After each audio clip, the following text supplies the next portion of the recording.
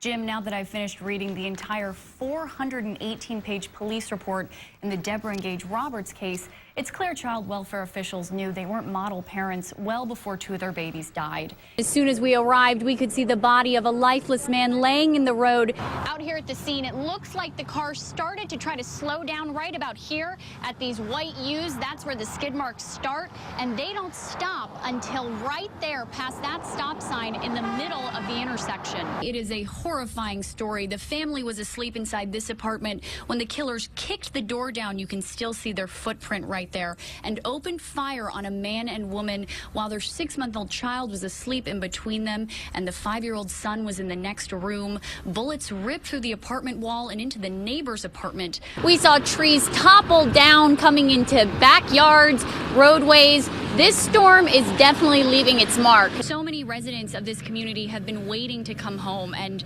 this is what they're coming home to. Another dramatic day in the Sabrina Limon trial, as close friends of Sabrina and Robert Limon were called to testify and were questioned about sending nude photos and alleged wife swapping. 17's Olivia LaVoice joins us live from outside the courthouse in downtown Bakersfield with more on the day in court. Olivia? Tammy, today jurors met two key players in this case, a formerly married couple who were best friends with Robert and Sabrina Limon. They're the pair who first told detectives about Sabrina and Jonathan Hearn's affair, and that tip led investigators right to their prime suspect. Needless to say, it was compelling to hear the testimony from Sabrina's former best friend as she called her a killer from across the room. And Sabrina's attorney did all but he could to break her down. Is there some reason in particular that you really want to get Sabrina? Because she killed Rob. Well, she didn't kill anyone, did she? I believe she did. Kelly Bernatine talked about how close she and her then-husband, Jason, were with Sabrina and Robert Limon. The pair spent holidays together and went on vacations. Jason Bernatine, a firefighter, knew Jonathan Hearn well before he became Sabrina's lover. After Robert was killed, Jason and Kelly grew suspicious of Jonathan Hearn and eventually Sabrina. Good afternoon. It was tense the minute Richard Terry began cross-examination with Kelly Bernatine. Ms. Bernatine, you and your husband are no longer married, is that right? No, we're not. And a couple weeks ago, you had a divorce party, right? No, I did not. Answer, Stan. I've never had a divorce party. But divorce is great. Terry shifted to nude photos of Bernatine he says were on Robert Limon's phone. Did you ever send him photographs of yourself nude from the waist up? No. Is there any reason why he would have photos of you, nude photos of you, on his phone? It's possible that they could have been sent by Jason or by Sabrina. I never sent him any photos of myself. The questioning intensified. You believe she actually went and shot Rob? No, I believe she told Jonathan to shoot Rob. So you're out to get her because of that belief, right? Aren't you? Yes. And you'd do anything to get her because you have that belief, wouldn't you? Do anything? Gotten up there on that stand, man. You pointed a finger at your best friend and believe that she's a killer. I do. It's a horrible thing. The testimony concluded with, I believe she should pay for his murder. Because you believe she was involved. Yes. And that's because you care about her husband so deeply, right? I believe I cared about him more than she did. this case was different from the start. It had sex, religion, this victim that so many people love. It literally had everything. The seemingly perfect, beautiful family that had all these secrets. It was tense and emotional as Olivia LaVoice covered the trial for NBC station KGET in Bakersfield. Her station made a last-minute decision to stream the trial live on its website. we were blown away by literally thousands of people during the day, all day, were just glued to it. People who were typically watching soap operas now we're watching this trial. So Bakersfield probably took a big hit in productivity during this trial. Yes. 17's Olivia LaVoice continues to look into these cases, and she's discovered these unsolved homicides have striking similarities. She joins us now from our newsroom with details of today's developments. Olivia? Tammy, after reviewing the deadly shooting of a homeless man sleeping on the sidewalk Saturday night, we began to connect the dots. Our KGET homicide tracker on our website shows there have been other puzzling killings of transient men with no clear motives, killings that remain unsolved. February 1st, around 11 in the morning, a body was discovered on Baker Street, not far from the homeless shelter. The victim, still not identified by the coroner's office, was an elderly homeless man who appeared to be sleeping on some cardboard when someone came and shot him several times. He wasn't robbed. Nothing pointed to a clear motive. 7 days later, a 61-year-old man was pushing a shopping cart and picking cans out of a trash bin when he was shot 11 times at close range. Family says that victim is Lawrence LaVoice, and although he wasn't homeless, family believes the killer or killers thought he was and sought him out because of it. They say someone in the area rushed to his aid shortly before he died, and he managed to tell them that his killer was a stranger. He wasn't robbed, and motive, once again, was a mystery. And just this weekend, a 52-year-old homeless man was asleep on William Street when he was shot at least 3 times. The few belongings he owned were all left untouched. He was a regular at the homeless shelter down the street. He collected recyclables, and staff says he never caused any trouble. It's hard to understand how someone would execute someone like that. It's difficult to comprehend the choices that had to be made to walk up and take that person's life. But someone did. And there are a lot of people that don't have any other options. Again, no clear motive. So we looked for people who knew the latest victim, other homeless people. They knew the area, knew the lifestyle. What we found was fear. We have a rule at Channel 17.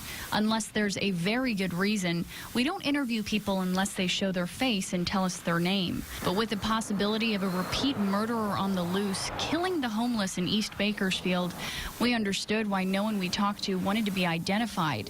So we made an exception to our rule. The homeless community, we're upset about this. We're mad. We hope law enforcement really does something and don't sweep this under the table, because he has some pretty good friends out here. And there's a lot of guys that are mad and they're angry.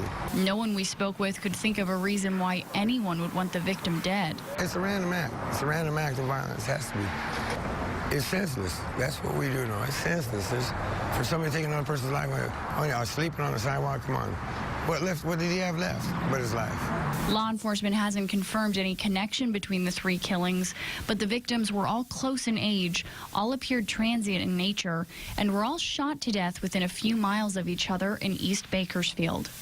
Jim, at 22 years old, Gage and Deborah Roberts are a married couple from the Midwest who Gage Roberts says was moved out to Bakersfield by the Mormon Church. They're each facing charges of second-degree murder and child cruelty. Detectives were suspicious of the pair after learning they had another baby die in a nearly identical way. April 24th, 2016, officers walked into a room at the Downtowner Hotel and found an unconscious infant on the floor where a hotel maid was performing CPR. I remember waking up and realizing that he was gone, and I tried CPR. That didn't work. After I tried CPR and I realized that that wasn't going to work, I kind of freaked out a little bit, and so I took a shower. Gage Roberts, the baby's father, says he tried to revive his baby by splashing hot water on him. When that didn't work, he says he took a shower because he was in shock, something detectives noted. Roberts says he and his wife Deborah were both in the hotel room with their 18-day-old baby boy Crimson when the child passed. Roberts says as he realized baby Crimson was dead, he had a haunting thought. Oh my God, not again.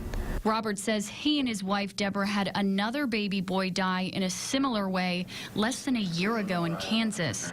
He says that baby, named Camden, was 6 months old when he passed unexpectedly. Robert says the coroner told him the baby's cause of death was SIDS. Roberts is a lifelong member of the Church of Jesus Christ Latter-day Saints. He says not long after their first child's death, the Mormon church moved him and his pregnant wife to Bakersfield, where they paid for them to stay in the hotel. Did you kill both of your children? No. If I had, then I would have disappeared. According to reports, detectives felt physical evidence didn't line up with Robert's story about sleeping with the infant. And during an interview with his wife, Deborah, she told police she felt her husband was responsible for both babies' deaths and admitted she didn't do anything to protect them. Robert says his wife only said that because when there's a lot of pressure on one person, the first thing that they're going to do is deflect it in any way possible. Reports say the Mormon church cut the couple off financially a day before baby Crimson's death. Robert says he and his wife have been living on the streets, begging for food and money. And just 3 days ago, we just had another baby and they took that one. Robert says hours after his wife gave birth to a third baby boy, the pair were arrested. Bakersfield police confirmed the couple's newborn was placed into protective custody. How does it feel to be accused of murdering 2 of your children? Horrible. Horrible. It makes me want to hurt them. But then again, that's just going to make me look even worse. So you absolutely in no way harmed either of your babies? No. If I did, it wasn't intentional. For 3 decades, 2 brutal murder cases, one of a teenage girl, the other a church-going father, were sitting on the shelf at the sheriff's department, growing colder with every year that passed, until now. 17's Olivia LaVoice joins us as her continued effort to shed light on some of Kern County's cold cases helped get these 2 cases re-examined at the county's crime lab. Olivia?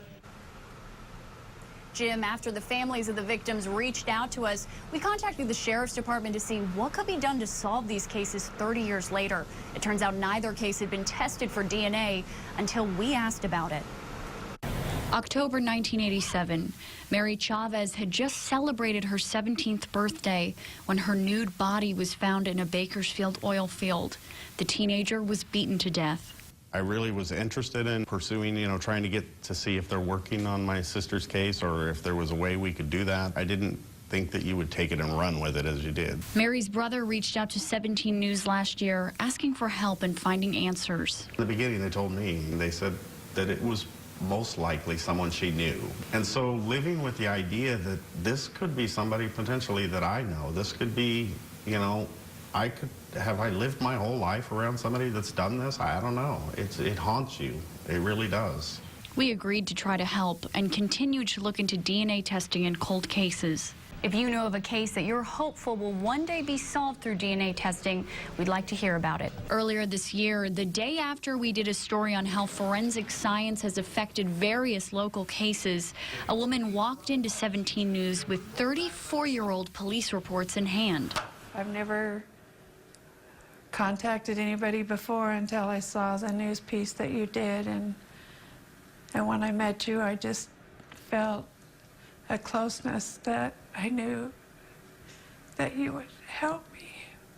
In August 1983, Ann's father, Donald Nielsen, was beaten to death near Breckenridge Road and Comanche Drive.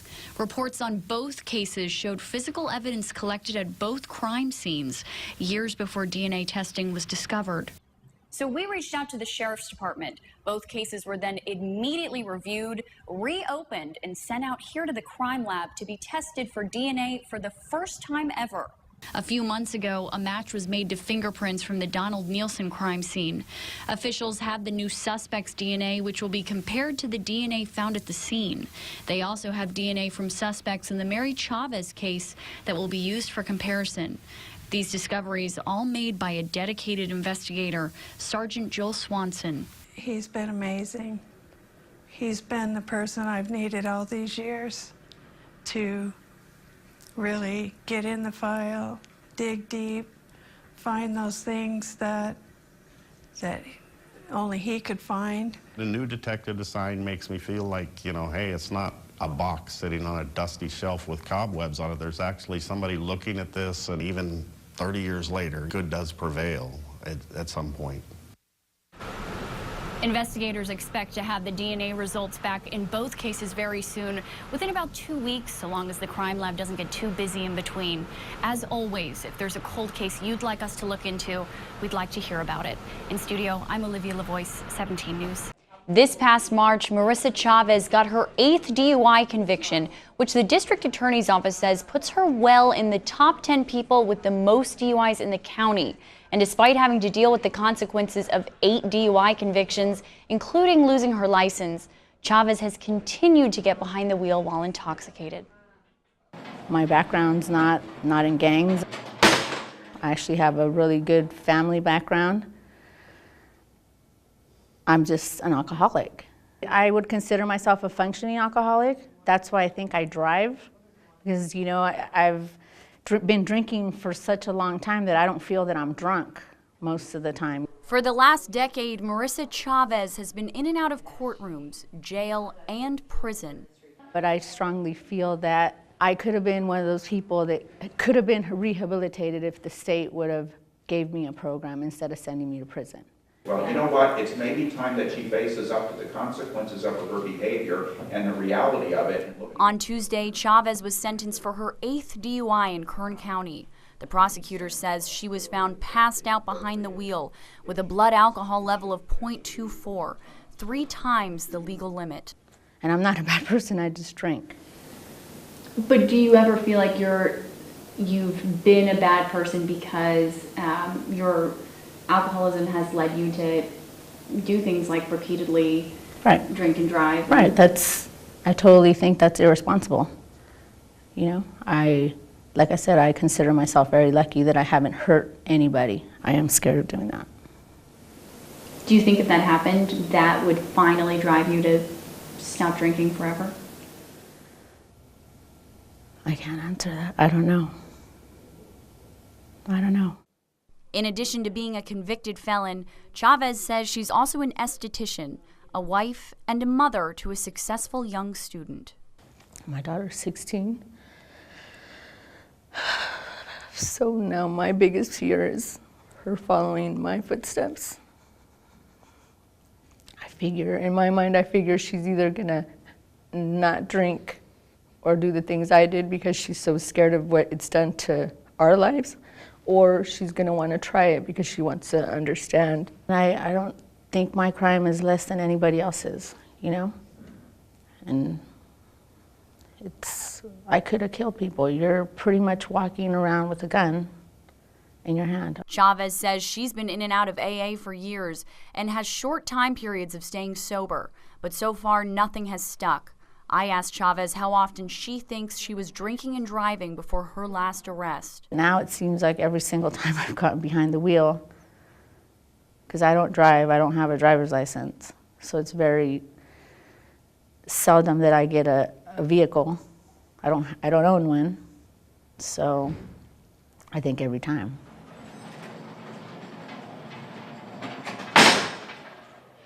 Chavez was sentenced to 6 years in prison following her 8th DUI conviction. Prosecutors say she will serve half of that sentence and be out in 3 years. Chavez says this time she's determined to stay sober and off the road. In studio, Olivia LaVoice, 17 News. Jason, take a look at the devastation behind me. And it's not just here, it's the entire neighborhood. There are very few homes left standing in the South Lake area. And we spent the morning here with the Bryant family at their residence, a place where they've called home for so long, as their 5-year-old son looked for his baseball. And their 3-year-old daughter excitedly found these plastic pieces of food from her toy kitchen. And Christy Bryant, the children's mother, told me that her and her husband worked hard for 9 years, saved up for 9 years to buy this home. And now it's all gone. I came from a poor family. You know, I didn't have much growing up. My whole life I had to work hard for everything that I had. So yeah, it's hard. Christy and her husband say they worked hard so they could give their kids the things they didn't have when they were growing up. A playhouse, a trampoline, a blow-up pool, swing set, and lots of toys. Oh, yeah, we've had Thanksgivings and Christmases and birthdays, and it's a lot of memories, yeah. Heartbreaking, like losing a part of your family or something, you know. I tried to hold it together for these guys. Although Christy says they lost precious family heirlooms and irreplaceable memories, they still have what matters most. They're focused on the future. Gonna start over and rebuild and start anew.